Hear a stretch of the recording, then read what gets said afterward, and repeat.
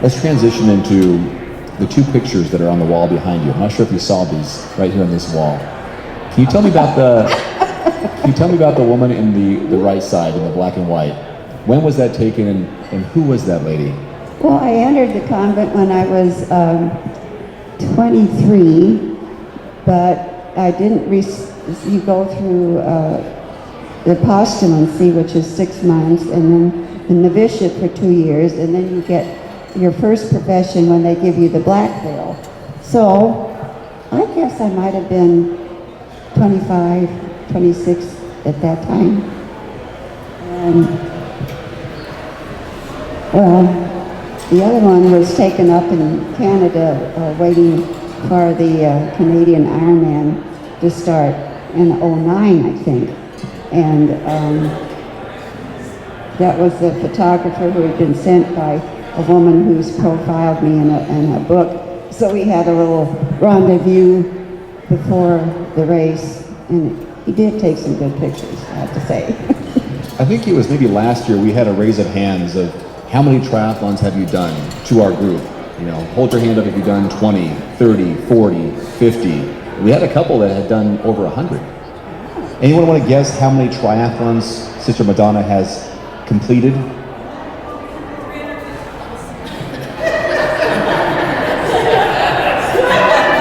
Of course, the principal uses the cheat sheet. Well, it's well over 360 now. That's a couple of years old. But, and there have been at least 45 Ironman mixed in with those. So, what compels or motivates a woman of 52 to do her first triathlon? I was only running at the time, and one of my fellow runners had done the Hawaiian Ironman, and he came back saying, "Sister, you should do that Hawaiian Ironman." I said, "What?" Well, I can swim. I thought I could, but I don't like the idea of splashing around with all those flaying arms and legs. That spooked me. And the only thing I knew I could pull off would be the run. And I hadn't been on a bicycle since my mother's fat-tired, balloon-tired bike that I learned on as a kid. So getting used to a 10-speed it was then was like graduating from a pony to a racehorse. And now it's up to 20 speed, still learning how to bike. And nearly 50 Ironmans since. How old is that number, 50? Have you hit 50 yet? 50 Ironman distances? I haven't counted lately. I haven't had time to sit down. And this strikes me, just boggles my mind. Self-coached, right? Well, the man upstairs might coach. I mean, how do you get your training plans? It just kind of come to you? Yeah.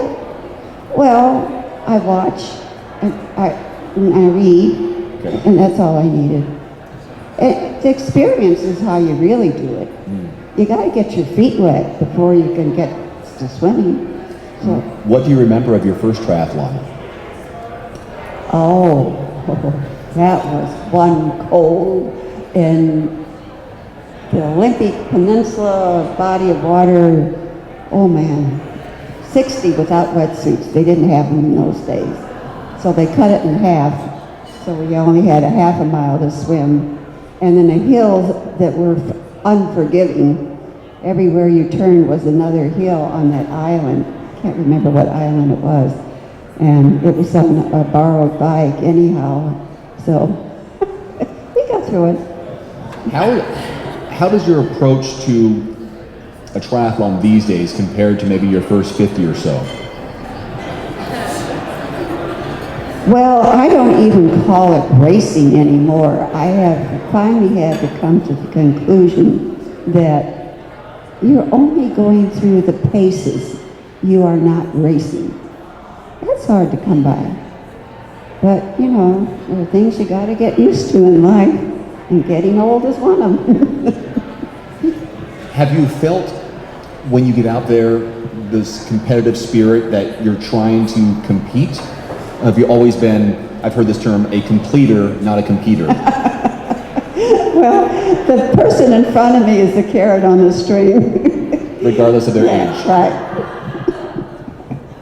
Oh yeah, this is funny to get passed by youngsters, and your age's on the back of it, on your calf, and they'll pass me. I want to do what you're doing when I grow up. And I'm saying, well, don't ever grow up. It's more fun being a kid. So, speaking of, completing, what keeps you in the sport? Well, since I don't have any competitors anymore, that's gone. It is relationships. You triathletes are my extended family. And I mean that wholeheartedly. When we talked, I looked at our interview recently from TV, from ABC, KXOY, not too long, and I asked you the question about what keeps you going, and your response back then was the athletes keep you going. They're the ones forcing you to stay in the sport in a way. Their encouragement says you have to keep going. They won't let you quit. You still find that? The public won't let me quit. Do you wish they would say, okay, Sister Madonna, we're okay now. You can stop if you want.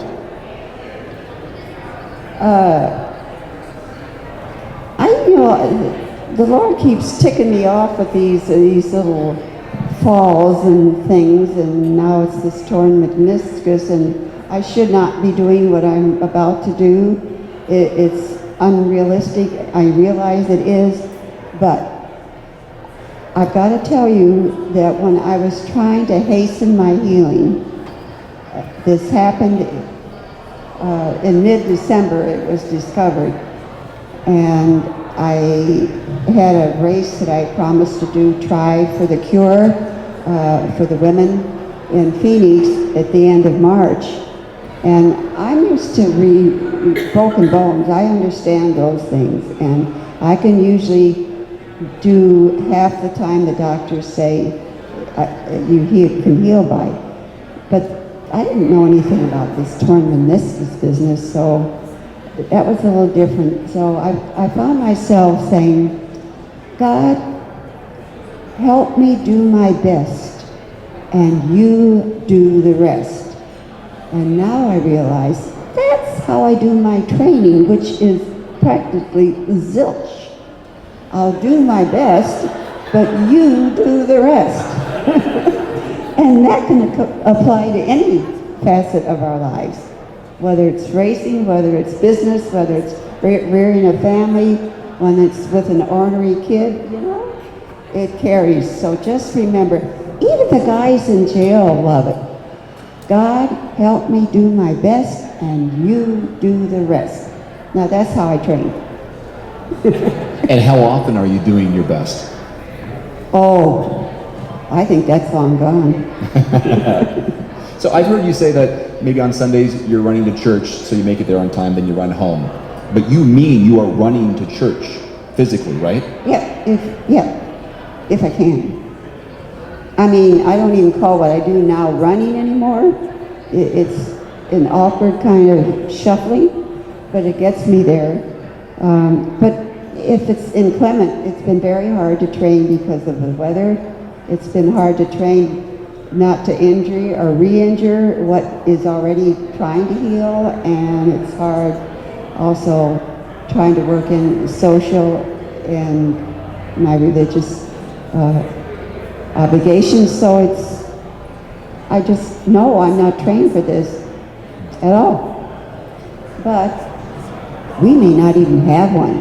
By the time I get there, the New Orleans has had nothing but 5 days and promises 5 days, even clear into Sunday of thunderstorms. So might the whole thing be canceled? Sister Madonna is getting up tomorrow at 4 to go to New Orleans to do the 70.3 this weekend. And after that, in Florida for Olympic distance, but the weather in Florida is not supposed to be any better either. So I'm talking to God about it. On the way over, we talked about diet. And what's that? Tell people what you eat to stay fit. Well, the shortcut is to eat raw food. It's less time consuming when you can eat it raw, and I think it's better for you because you don't cook away all those juices. But actually, when I'm a guest at the host family, and they're courteous, they ask what I need or want. I said, just whatever you eat, that's fine with me. So, accept what's given you. Accept what's given you. Yeah. Do you ever powwow with some of the other competitors in your age group category, and the 70 plus and some that are 75 and 80, and talk back and forth about, are you surprised we're still here? What are you doing? What is your secret? Because there's some genetics involved, and there's luck, there's divine intervention. What are people saying in your group about what's their secret? Oh no, we don't get into that kind of thing. But a lot of people say, it's not fair, you've got God on your side. I said, what? You've got him for grabs too, just use him. It's not just a monopoly here. Does it surprise you how many people that we're seeing in the older age groups? I guess it's just it's waves. People who are in it stay in it. Unfortunately, not everyone's in your age group anymore, but you're opening up age groups. Yeah. Well, somebody's got to. Mm-hmm. And I will be the oldest person in this Ironman in May in Texas. Which is 5 weeks or so away, Ironman, Texas, with all your training. Yeah. Sister Madonna is the oldest woman to finish an Ironman in Canada in 2012. Mm. And I find this at 76. In 2006, in Kona, you became, again at the time, the oldest woman ever to complete the race. And your time, 16:59:03. Do you recall the last few minutes of that race, or the last mile in Kona, to make it underneath those 17-hour timeline? And maybe you heard Mike Riley's voice. Oh, that's another book in itself. Yeah. That was the year that the hurricane hit the island, and this was the week after it happened. They were actually supposed to have had the Ironman that exact week, but the Love Boat got preference over the Ironman, and their nose was out of joint. So they moved it back another week. It's a good thing. But the dishes were still rattling in the cupboard when I got there 4 days later. And so there was no reason why I should have been able to finish that, except I had a nephew that had died exactly a month prior to that. And the coroner, the person did not know we didn't have any closure of him yet. And I just wanted to know that he was at peace and in the right place. And so with a mile and a half, it was mile 25 on the run, there's a long downhill, and the people who had been following me and encouraging me, there was the husband, wife, and two locals, said, now when you get to the bottom of the hill, don't stop running. And I'm saying, wait a minute, how do they know I always do that? These guys aren't just ordinary guys. They had coached me along the way for 6 miles, telling me when to run, when I could walk, and then when I got to the bottom of the hill, I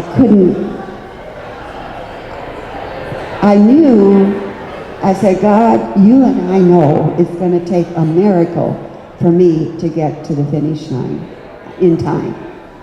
And right after that, I said, now, if I do, I will know for sure that my nephew is in the right place and at peace. And then I felt kind of a presence in the dark on my right shoulder, and I tried my darndest not to break and walk. I just kept running the best I could, rounded the corner where you could see the people lining the course and the finish line, and people sticking out for their high fives, which I usually always honor. But this little voice, this God whisper said, don't you dare touch those hands, because it will make you fall back a bit, and you can't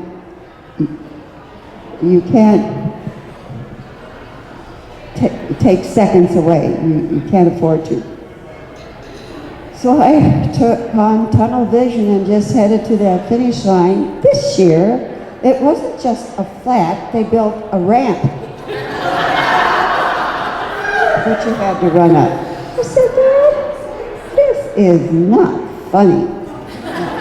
So anyway, I charged up it and bent over at the finish line with dry heaves as he was putting the mic right in my face. And I didn't know what time it was until I was able to stand up. And there it was on the 16 hours, 57 minutes, no, 59 minutes, and 3 seconds. Of course, it's a miracle. I said it's a miracle. I told the crowd, because he thrust the mic in my hand, and he was so excited, he was jumping up and down. Yeah, he's in the right place. He's in the right place. Yeah. He's I've never seen Mike Riley that excited. Yeah, that's a memorable one. That one is for sure. Most memorable? Yeah. Or was Ironman Canada 2012 more memorable? Each one is different in their own way, and even though you go back to the same territory, it's not the same race because of circumstances, conditions, and the people you meet. I had a question that was emailed, I think it's on Facebook. This is from Kristen Hirschman. She goes, I'm training for my first Ironman at the age of 50. Any advice? Just keep on keeping on. She's doing pretty good. But 50's nothing anymore. No, it's not, is It's it? very competitive. Now, you were telling me that you have opened how many age groups? Oh, I think at least, I know at least 5. I think I was, well, maybe it's 6 now, I don't know. At the Ironman in I Kona, started or- with the 60, and then each one after that, I opened. So you're the first woman to finish an Ironman at the age of 60, and then 65, and 70, Yeah. 75. Yeah, you do the math. Yeah. and your goal is to open up 85, and then you're good. I'm done. At the distance. Yes. At the distance. Yeah. Now, you opened up the 75 in Canada, so it doesn't matter if it's a regional race versus a world championship. You're okay with that? Because Kona is the Super Bowl of opening up age groups. So let's say at Texas, because you're considered 85 and above this year. Yeah, I'm the oldest one in Texas. So if I get through that, I will be the oldest person, not just the oldest female, at least until Kona, because Lou Hollander, in 2012, when I did it in Canada, that was 6 weeks before Kona. So I was the oldest person 6 weeks, and then Lou Hollander finished the race, and I didn't, and so he's been the oldest so far. But May comes before October, so if I get through, I might still be the oldest person. I thought it was funny, we talked about training partners on the way over here, and you said you used to train with people 20 years younger than you, but they've all quit the sport, and you're still going. Yeah. I don't have grandchildren to take care of, and second parenting. Their time is consumed by being parents for a second time around. So many kids these days growing up with both parents working, really it's hard. So you can't just get out there and do everything you want to do when you want to. It's a challenge in its own right, and I really admire you people for sticking to it and establishing your priorities. You'll never regret it. One more question that was here from our group is, how does prayer figure into your long workouts, or maybe just a long race? I'm talking to God all the time. Sometimes I'm even yelling at him, but that's okay because he's the big guy, he can take it. Yeah. So it's just, I literally pray on the run. Talking to him all the time. Nobody's closer to God than you, and you are closer to God than you realize. Once again, to kind of just finish off, looking at those two pictures here on the wall behind us, looking at the woman on the right, would she have ever imagined in her wildest dreams that she'd become an endurance athlete, let alone an Ironman world champion? And wearing those kind of clothes again. You know, God loves to work in contradictions. He does. That's how he shows he's God, right? I think the first time I ever said Sister Madonna's last name, I'd never heard of her before.